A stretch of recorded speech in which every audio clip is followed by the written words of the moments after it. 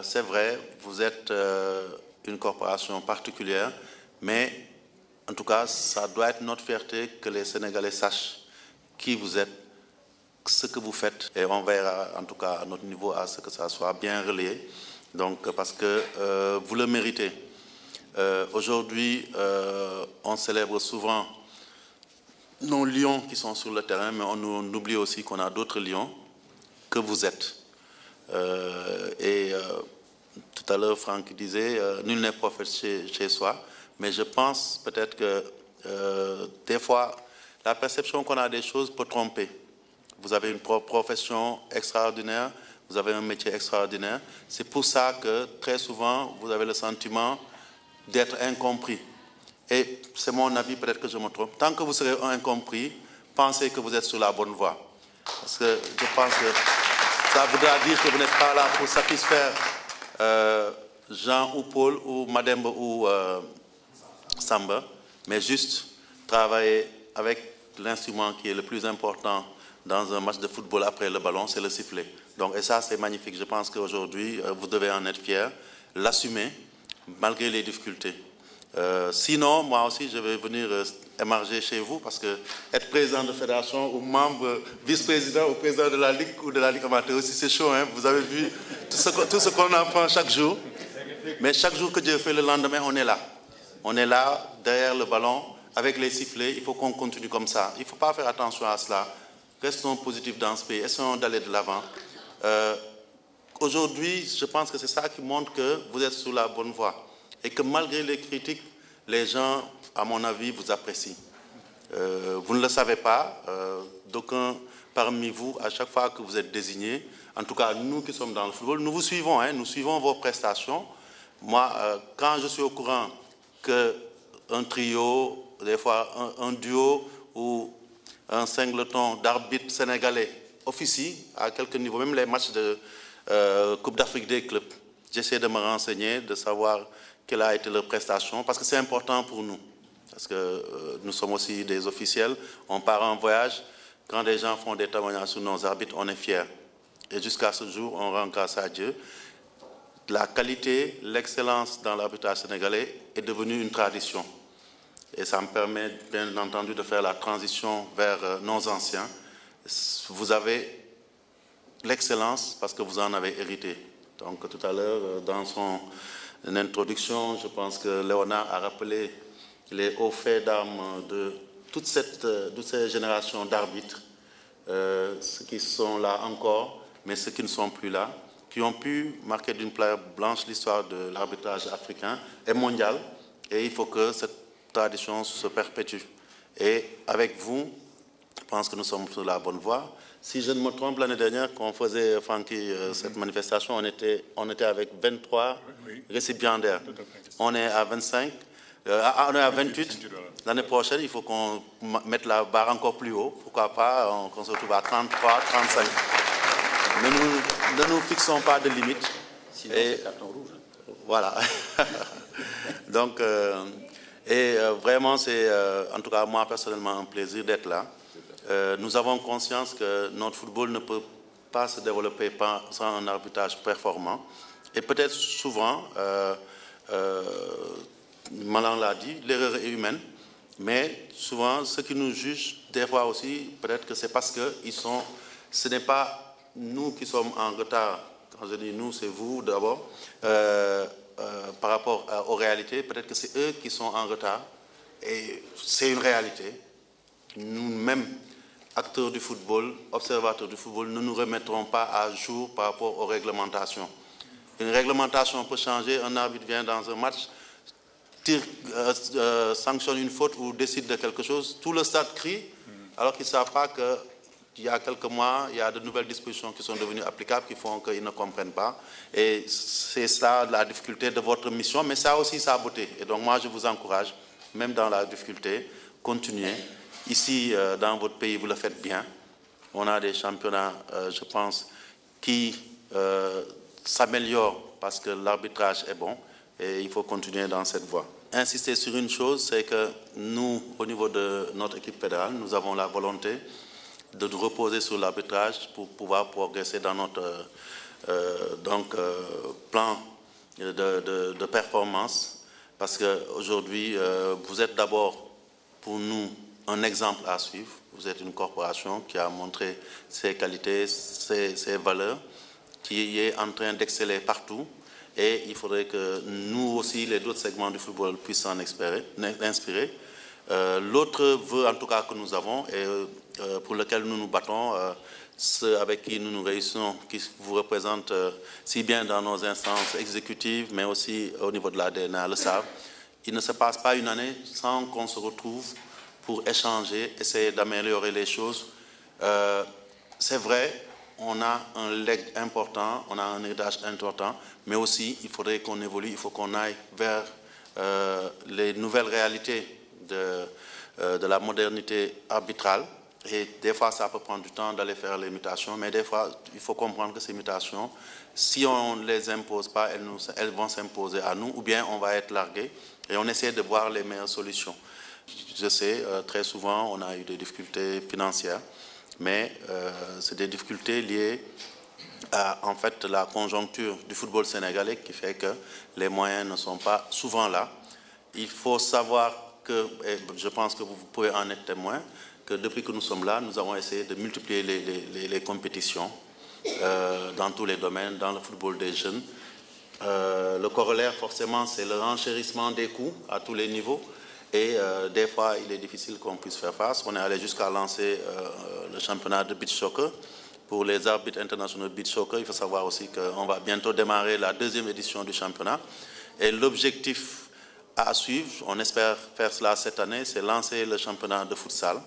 Donc, à un niveau test, comme on l'a fait l'année dernière pour le beach soccer, afin que non seulement les acteurs puissent vraiment s'exercer, mais aussi les arbitres puissent avoir de la matière hors les moments où ils sont appelés à aller officier à l'extérieur. Donc, tout cela entraîne des difficultés. Et je voudrais annoncer ici que dès cette semaine, nous avions eu une réunion il y a quelques semaines avec la CCA et la DNA. Nous allons apurer l'intégralité des indemnités dues par la fédération, en ce qui concerne la saison passée, c'est-à-dire la saison 2016-2017. Donc, on est en train de faire les réglages, les contrôles, parce que aussi c'est nécessaire.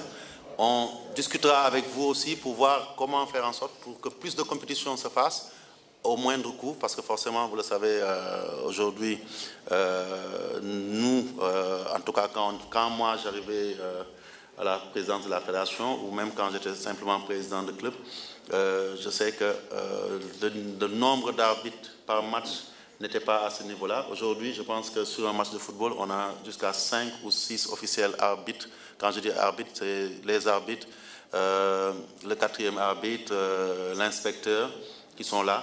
Donc, et tout cela, ça entraîne des coûts. Et en tout cas, nous allons continuer dans cette voie, essayer de vous mettre dans de bonnes conditions. Depuis, je pense, 2 ou 3 ans, on s'implique et on a pris en charge presque pratiquement totalement tout ce qui est formation. Il faut savoir simplement, et ça c'est un problème que nous vivons, normalement ces cours FIFA et CAF devraient voir la contribution de la FIFA et de la CAF, mais on s'est rendu compte que depuis 2 ans, c'est nous qui prenons, on n'a jamais été remboursé. Ça aussi, si ces fonds-là viennent, ce sera un plus pour en organiser davantage. Nous pensons que ce n'est pas de l'argent jeté à fond perdu. Ce que nous investissons sur vous, c'est ce que nous voyons sur le terrain. Et les retombées, c'est tout le football sénégalais qui en profite quand on voit des arbitres exceller au plus haut niveau. Donc c'est ça que je tenais à dire. L'autre vœu que je veux exprimer ici, parce qu'il faudrait qu'on s'y engage tous ici, il est temps que, en tout cas, c'est l'un des chantiers pour mon dernier mandat, qu'on puisse faire en sorte de signer, en tout cas au plus tard, lors de la prochaine cérémonie de remise des badges, en fait, le règlement sur le statut de l'arbitre. Parce que je pense qu'aujourd'hui, ce texte-là, on avait commencé à y réfléchir. Je pense que la base existe au niveau de la DNA. Il y a des choses, tant qu'on ne les a pas formulées, on travaille un peu dans le désordre. Rien n'est structuré, rien n'est prévu. Et je pense que c'est en faisant ces avancées, que tout soit codifié, qu'on pourra vraiment se développer. En tout cas, nous, on est dans ces dispositions, aussi bien moi que les membres du comité exécutif, la Ligue professionnelle, pour essayer de travailler à cela. Créer aussi l'émulation avec les meilleurs arbitres au meilleur niveau. Et ça, je pense aussi, on en avait parlé la dernière fois, définir les règles de catégorisation. Donc, mais ça aussi, au niveau de la mise en œuvre, on aura besoin de l'apport de vous autres, CCA et DNA, parce que ce n'est pas à nous de faire le travail des arbitres. On peut impulser, mais la mission vous en revient. Pour terminer aussi, insister sur la nécessité. Aujourd'hui, on est arrivé au Sénégal à ce que tous les acteurs soient identifiés et bénéficient de la carte de membre. Et donc, je pense que l'année dernière, on avait commencé. Il faudrait aussi, je veux le demander ici solennellement, je pense qu'on a eu des échanges ces derniers jours, où Pafal rappelait cela. C'est des exigences du règlement de la FIFA sur l'arbitrage. Et ça nous permet aussi de savoir que même si vous êtes un corps qui a ses spécificités, mais vous n'êtes pas un corps à part, vous faites partie d'une fédération qui est la Fédération sénégalaise de football. Et à ce niveau-là, je voudrais vraiment qu'on puisse faire en sorte de pouvoir aussi régulariser cette situation.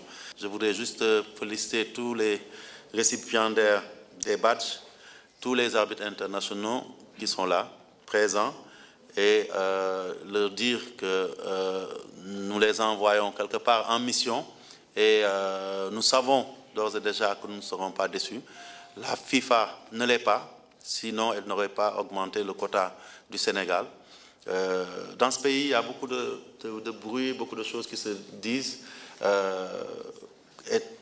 J'aime bien dire les choses, je suis plutôt un homme qui ne parle pas beaucoup, mais quand je parle, j'aime bien mettre les choses au point. Souvent, et je dis par rapport à un témoignage que je fais par rapport à un homme, souvent les gens avaient, au niveau international, ça se disait, mis le lien entre Badara et le fait qu'on désigne des arbitres sénégalais. Aujourd'hui, il n'est pas à la FIFA, il n'est pas à la CAF, et vous êtes 28. Ça montre que la vraie valeur, c'était le travail, l'investissement qui a été fait par lui, la CCA et tous ses collègues anciens pour que vous soyez meilleurs. Et c'est ça qui paye aujourd'hui. Et